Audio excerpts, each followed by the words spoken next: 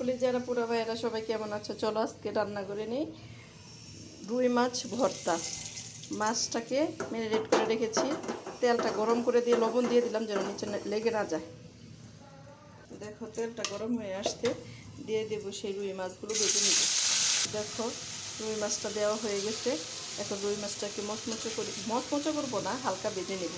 এটা ভর্তা বানাবো তো এই জন্য। এই মাছটা হচ্ছে ফ্রিজে অনেক দিন রেখে দিয়েছিলাম, এখন এটা আর খেতে ইচ্ছা করতেছে না, তাই তোমাদেরকে দেখাচ্ছি কিভাবে রুই মাছ ভর্তাটা বানাবো। সাথে দিয়ে দিব পিপলের পাতা। পিপলের পাতা চেনো কিনা জানি না, এটা গ্রাম বাংলায় হয়। এই পিপলের পাতাটাকে আমি টুকরো করে দিয়ে মিশি, এটা দিয়ে দিব। মাছটাকে আগে ভেজে নিই। সব মাছটা একটু হয়ে গেছে, আর একটু উল্টিয়ে দিচ্ছি। মাছটা অতিরিক্ত ভাজবো না, একদম মচমচে করে ভাজবো না।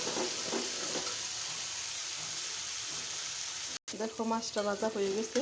এখন সবগুলো মাছ উঠিয়ে বেছে নেব। মাঝখানে যে বড় কাঁটাটা আছে ওটা বেছে ফেলে দেবো। এখন মাছগুলো উঠিয়ে নিচ্ছি, সবগুলো মাছকে উঠিয়ে নেব। কী কড়াইতে দিয়ে দিব আর হচ্ছে তেল দিয়ে দিব পেঁয়াজ কুচি আর আস্ত রসুন। দেখো পেঁয়াজটা প্রায় আমি 1 কাপ নিয়েছি।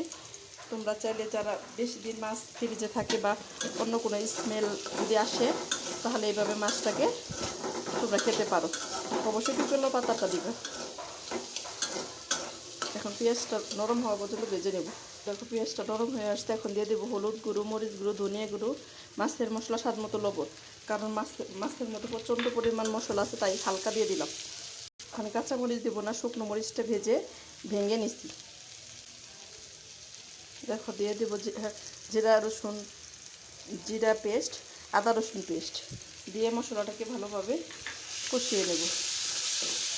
দেখো মশলাটা কষানো হয়ে গেছে। এখন দিয়ে দেবো সেই পিপলের পাতাটাকে দিয়ে ভালোভাবে আর একটু কষিয়ে নেব। দেখো পাতাটা কষানো হয়ে গেছে। যে মাছটা ভেজে রেখেছিলাম সেটা কাটা বেছে এখন দিয়ে দিচ্ছি। এটা ভালোভাবে ভেজে নেব। এটাকে তোমরা মাছের ঝুড়িও বলতে পারো। আস্ত রসুন দিছি, পিপলের পাতা দিছি। এটা গরম ভাতের সাথে কি যে মজা হয়, তোমরা যদি একবার বানিয়ে খেয়ে দেখতে পারো। আর কিছুক্ষণ ভেজে নিব। ঝুড়ির টাইপ হবে এবং ভর্তা টাইপ হবে। দেখো আমার ভর্তাটা কেমন হলো বা ঝুড়িটা কেমন হলো তোমাদেরকে দেখাচ্ছি। আমার রেসিপিটা যদি তোমাদের ভালো লাগে, আমার ফেসবুক পেজ, আমার ইউটিউব চ্যানেলটাকে ফলো করে দিও। সবাই ভালো থেকো, সুস্থ থেকো। আল্লাহ হাফেজ।